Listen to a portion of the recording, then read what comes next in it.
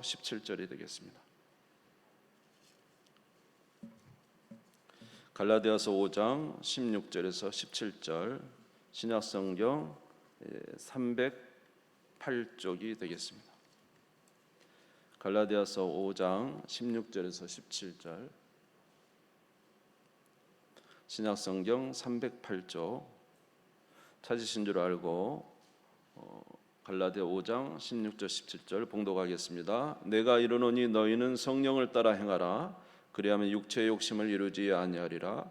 육체의 소욕은 성령을 거스르고 성령은 육체를 거스르나니 이 둘이 서로 대적하므로 너희가 원하는 것을 하지 못하게 하려 함이라. 아멘. 아멘. 여러분께서 익히 들으신 말씀이지만은 다시 한번 들으시면서 우리의 삶에 또 표준을 삼으시면 좋겠다 그런 생각이 듭니다. 이 땅에는 많은 전쟁이 있습니다. 지금도 전쟁이 일어나고 있고 서로 땅을 차지하기 위해서 피 흘리고 있습니다. 이러한 실제적인 전쟁도 있지만은 또 뭐 여러 가지 경기들도 있죠. 축구 경기, 야구 경기 다 하는 것은 이기기 위함입니다. 전쟁에 이겼을 때는 그 전리품들과 또 수많은 유익들이 있습니다. 그러나 전쟁이 지게 되면은 참 많은 피해를 보게 되고 또 많은 어려움 속에 처하는 것 또한 알 수가 있습니다. 오늘 본문의 말씀에도 보면은 우리에게도 전쟁이 있다는 것이죠. 외적인 전쟁이 아니라 우리 안에 내적인 전쟁이 있다는 것입니다. 그래서 우리는 이 영적인 전쟁에서 승리해야 된다 이렇게 말하고 있습니다. 사실 오늘 본문의 말씀을 이렇게 보기 전에 로마서 7장 말씀에 보면은 우리 인간은 승리하는 자가 아니고 늘 패배하는 자였습니다. 뭐에 패배하는 자였습니까? 죄에 대해서 패배하는 자였다라는 것입니다. 로마서 7장 21절에서 23절에 보면은 그러므로 내가 한 법을 깨달았노니 곧 선을 행하기 원하는 나에게 악이 함께 있는 것이로다. 내 속사람으로는 하나님의 법을 즐거워하되 내 지체 속에서 한 다른 법이 내 마음의 법과 싸워 내 지체 속에 있는 죄의 법으로 나를 사로잡는 것을 보는도다. 우리 안에는 이제 악이 함께 있는 것이죠. 그래서 우리가 이 악과 선하게 살아보려고 노력을 하지만은 그러나 결코 이길 수가 없었다는 것입니다. 오늘 로마서 7장 8절 9절에 보면은 로마서 7장 12절을 먼저 보면은 로마서 7장 12절에 보면은 하나님이 우리에게 율법을 주셨습니다. 같이 읽어보겠습니다. 시작. 이로보건대 율법은 거룩하고 계명도 거룩하고 의로우며 선하도다. 하나님이 시내산에서 모세를 통해서 우리에게 율법을 주셨습니다. 율법을 주신 이유는 우리를 어떻게 하기 위해서입니까? 우리로 의롭게 살기 위해서, 좀 더 의롭게 살기 위해서, 거룩한 삶을 살기 위해서 우리에게 율법을 주셨습니다. 하나님의 법이죠. 이렇게 살면 너희가 거룩해지니까 그렇게 살라고 했습니다. 근데 문제는 우리가 이러한 거룩한 삶을 살 수 있느냐라는 것입니다. 살 수 없었습니다. 로마서 7장 8절에서 9절에 보면은 그러나 죄가 기회를 타서 계명으로 말미암아 내 속에서 온갖 탐심을 이루었나니 이는 율법이 없으면 죄가 죽은 것임이라. 전에 율법을 깨닫지 못할 때는 내가 살았더니 계명의 이름에 죄는 살아나고 나는 죽었도다. 하나님의 율법을 모를 때는 그냥 그렇게 살면 되는 거지, 이렇게 사는 거야 생각했는데 하나님의 말씀이 말입니다. 그렇게 살지 말라는 거죠. 여러 가지 우상 숭배도 하지 말고 방탕도 하지 말고 악의에 찬 생활도 하지 말고 음란도 하지 말고 심지어 그 마음까지 이제 하나님 앞에서 의롭게 살라고 하지만은 우리가 이렇게 하나님의 율법이 됐을 때에 그 율법을 통해서 우리가 그대로 살면 의로워지는 거잖아요. 하나님 말씀은 의로운 말씀이에요. 좋으신 말씀이고 선하신 말씀입니다. 그런데 문제는 우리가 그 말씀을 대할 때 그 말씀대로 살지 못한다는 것입니다. 이런 것을 통해서 우리가 알 수 있는 것은 뭐냐 하면 하나님의 말씀이 선하다는 사실을 알지만은 그 말씀대로 살지 못할 때 우리 안에 뭐가 있다는 사실을 또 알게 될까요? 우리 안에 죄가 있다는 사실을 알게 되는 거죠. 로마서 7장 8절에서 9절을 다시 한번 보시면 8절의 9절 다시 한번 보시면 같이 읽겠습니다. 시작. 그러나 죄가 기회를 타서 계명으로 말미암아 내 속에서 온갖 탐심을 이루었나니 이는 율법이었으면 죄가 죽은 것임이라. 전에 율법을 깨닫지 못할 때에는 내가 살았더니 계명 이름에 죄는 살아나고 나는 죽었도다. 하나님의 말씀이 선하다는 사실을 인정을 했어요. 그런데 그 말씀대로 살지 못하는 거예요. 굉장히 괴로웠습니다. 사실 오늘 이 본문의 로마서 7장의 말씀은 사도 바울의 이야기예요. 사도 바울이 이전에 예수님을 알지 못할 때 그가 유대인으로서 바리새인이고 또 율법가고 하나님의 말씀에 아주 많이 알고 있던 그가 이제 분명한 것은 하나님의 말씀이 선하다는 것입니다.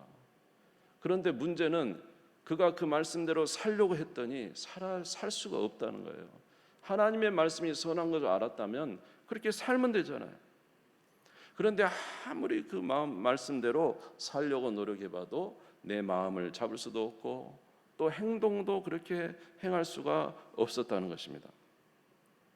로마서 7장 14절에서 15절에 보면은 무언가 자기 안에 악한 것이 있었다는 거죠.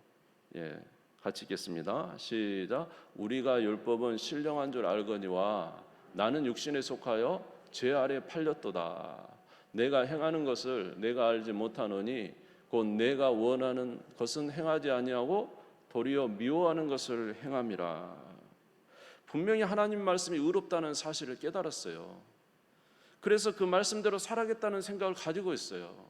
그런데 놀라운 것은 그렇게 살지 못한다는 거예요. 무엇인가 나를 끌어가는 어떤 강력한 역사가 내 안에 있다는 것입니다. 그것이 바로 무엇이라고요? 죄라는 것이죠. 죄. 우리 안은 죄가 있다는 거예요. 다시 말해서 우리는 무엇이기 때문에 그럴까요? 우리는 죄인이기 때문에 우리 안에 뭐가 있습니까? 죄가 있습니다. 그래서 하나님의 율법이 선하다는 걸 알면서도 그렇게 살지를 못하는 거예요. 결국 깨달아서 아는 것이 뭐냐면 열심히 살려고 했는데 사라지지 못하는 것을 볼 때 그때야 깨닫게 되는 거예요. 내가 무엇이다? 죄인이구나. 하나님의 말씀의 선하심을 알면도 불구하고 그 말씀대로 살아가지 못하는 내가 볼 때 내 안에 죄가 있다는 것을 깨닫게 되고 결국 내가 죄인이구나라는 사실을 알게 되는 것입니다. 그래서 사도 바울은 갈라디아서 7장 24절에 보면 오호라 나는 공고한 사람이로다. 이 사망의 몸에서 누가 나를 건져내랴. 나는 하나님의 법이 선한 것을 알지만은 그 선한 대로 내가 살 수 없구나. 오호라 나는 공고한 사람이로다. 나는 죄인이구나. 누가 이 사망의 몸에서 건져내랴. 정말로 하나님의 뜻대로 살아보려고 그렇게 노력을 해도 의롭게 살아보려고 노력해도 때가 되면 무너지고 수없이 무너지는 우리 그의 자신을 보면서 자신이 이제 죄인이라는 사실을 알게 되었습니다. 그래서 아까 읽은 대로 로마서 7장 21절 23절을 보니까 내 안에 선을 행하기 원하는 나에게 악이 함께 있다라는 것을 깨달았다는 것입니다.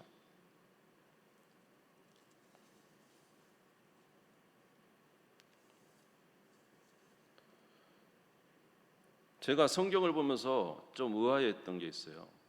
그것은 성경의 창세기에 처음에 아담과 하와 이후에 인간이 시간이 지나면서 점점 선해지는 게 아니라 점점 악해지는 것입니다. 아담과 하와 이후 가인과 아벨에서 벌써 가인은 동생을 죽이는 살인이 나타났고요. 창세기 6장에 보면 노아의 홍수가 이전에 보면은 거기에 하나님께서 정말로 그들을 심판하지 않으면 안 될 정도로 온통 생각하는 것이 악했고요. 하나님께서 이스라엘 백성들을 애굽에서 구원해내서 가나안 땅에 들여서 하나님의 말씀을 주면서 이렇게 살으라고 했잖아요. 그런데 그들이 시간이 지날수록 하나님의 법을 어기는 거예요. 오히려 가나안 땅에 들어가면 이제 잘 하겠거니 했는데 가나안 땅에 들어가서도 점점 더 악을 행하는 거예요. 그러니까 성경을 보면서 깨닫게 된 것이 무엇입니까? 인간 안에는 죄가 있고 이 죄를 이길 힘이 전혀 없구나라는 생각을 하게 되는 것입니다. 온갖 인간의 추악하고 더러운 죄의 역사가 그 끝을 보지 아니하고 계속적으로 흘러가는 걸 보아요. 인간의 죄는요, 방치하면 엄청난 무서운 거예요.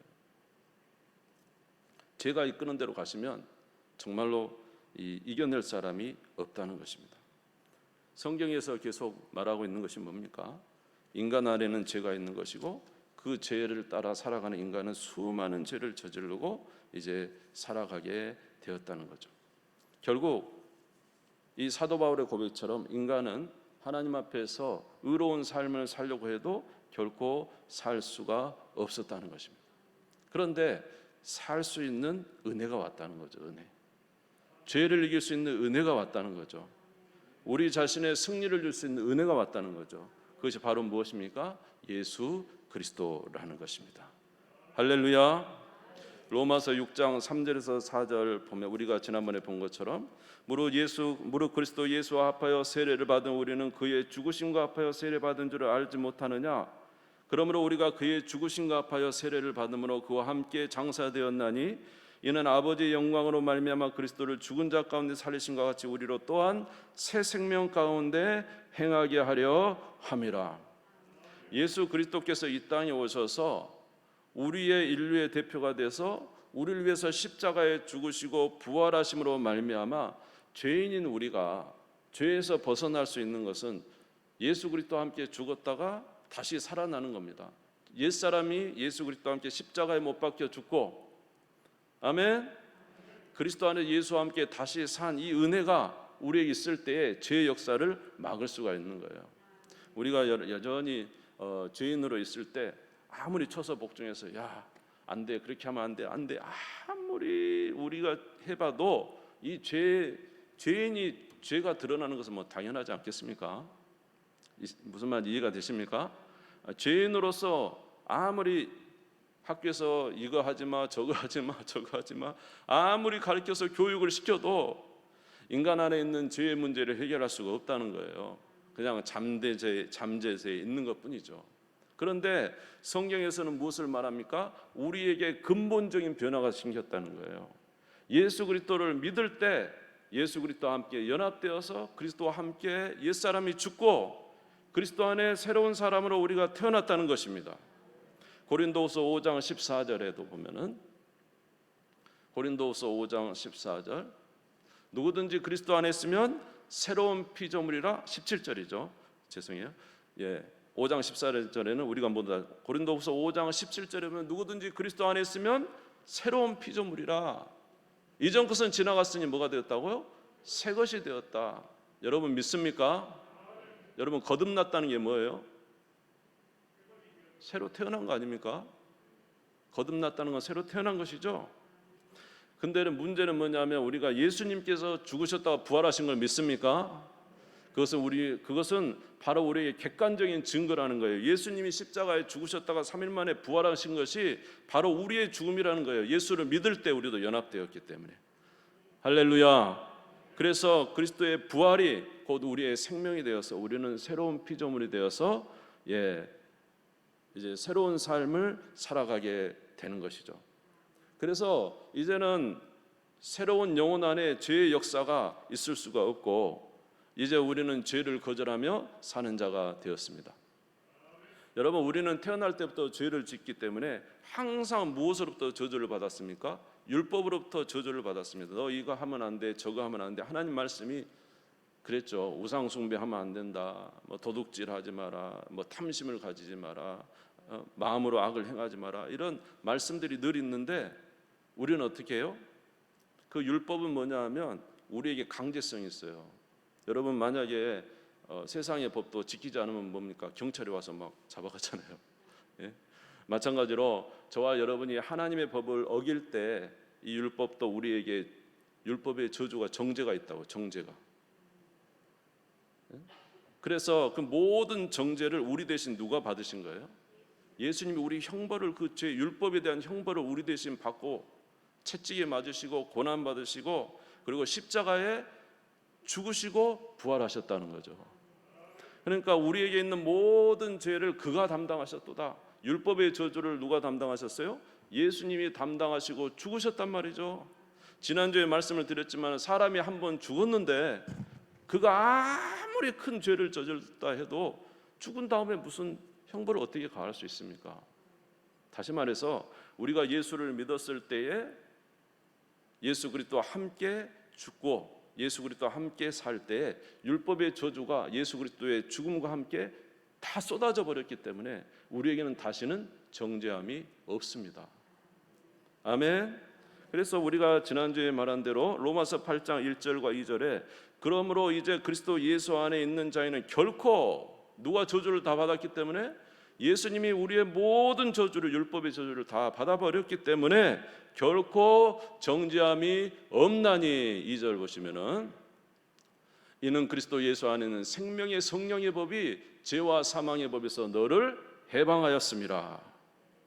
아멘. 이런 은혜를 받게 된 것이죠.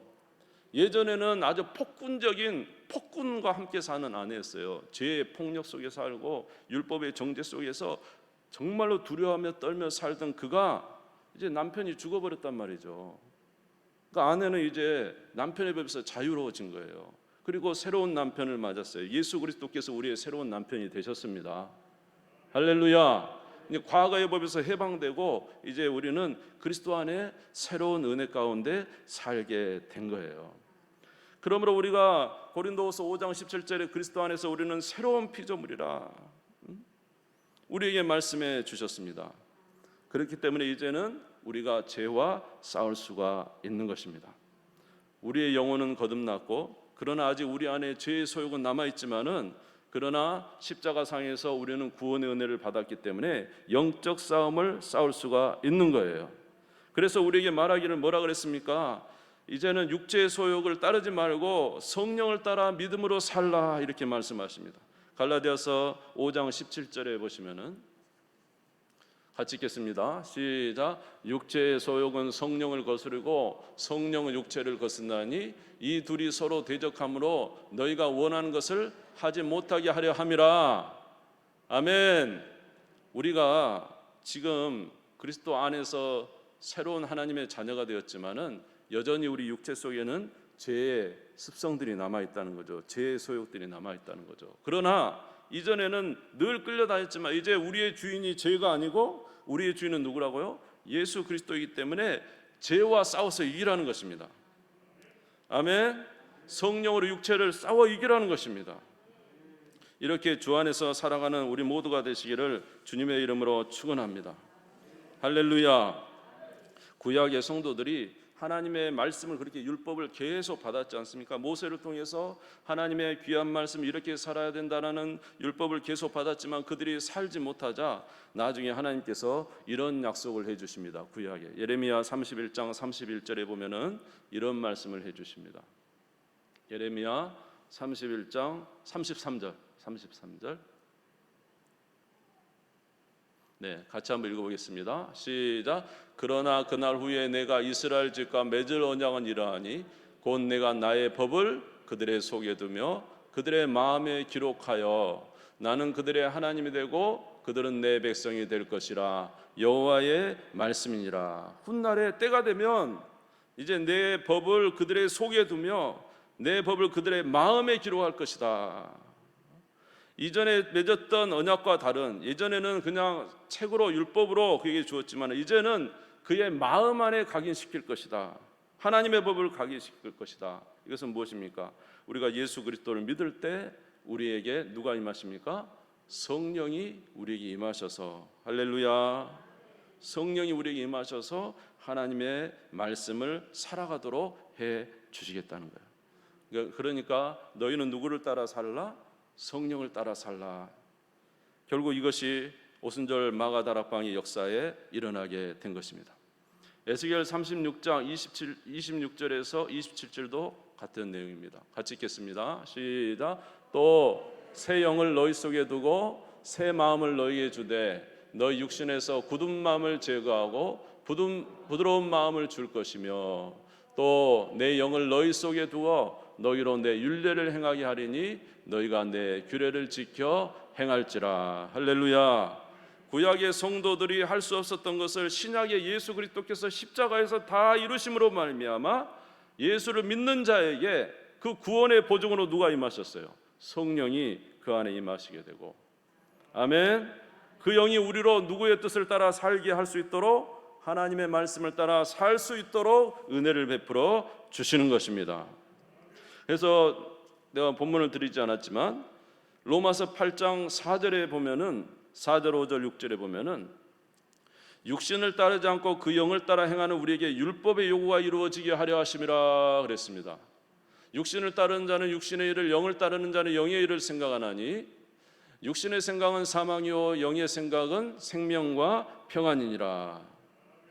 여러분, 우리가 하나님의 말씀대로 따라 살 수 없지만 누구의 인도를 따라 살면, 성령의 인도를 따라 살면 율법의 요구가 이루어진대요. 왜냐하면 성령은 거룩한 분이시잖아요. 우리로 죄악 가운데 거하게 하겠습니까? 더러운 것에 거하게 하겠습니까? 우리로 잘못된 곳으로 인도하시겠습니까? 성령은 우리에게 항상 하나님의 뜻대로 살도록 우리를 인도하고 계신다는 거예요. 육신의 일은 육신을 따른 자는 육신의 일을 생각하고 영을 따른 자는 영의 일을 생각한다. 저와 여러분은 항상 성령을 따라 사시기를 주의 이름으로 축원합니다. 그러면 우리가 주님 앞에서 거룩한 백성으로 살게 될 줄로 믿습니다.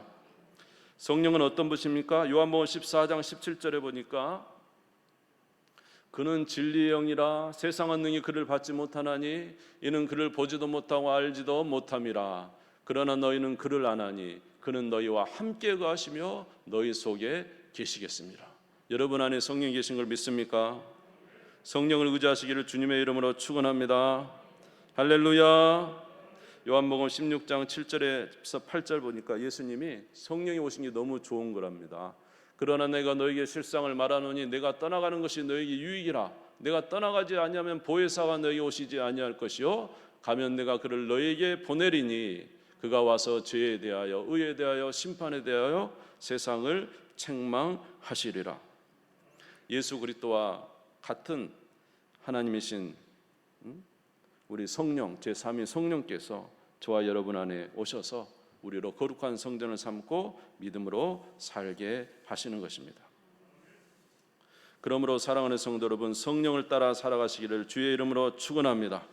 갈라디아서 5장 16절 읽겠습니다. 갈라디아서 5장 16절 크게 읽읍시다. 시작. 내가 이르노니 너희는 성령을 따라 행하라. 그리하면 육체의 욕심을 이루지 아니하리라. 할렐루야.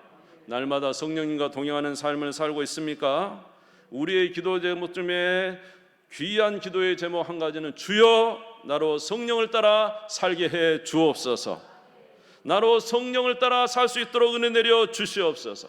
기도 외에는 이런 유가 나아갈 수가 없다고 했는데 믿음 안에 승리하는 우리가 될 수 있도록 도와주시옵소서. 우리가 어떻게 하면 성령을 따라 살 수 있을까요?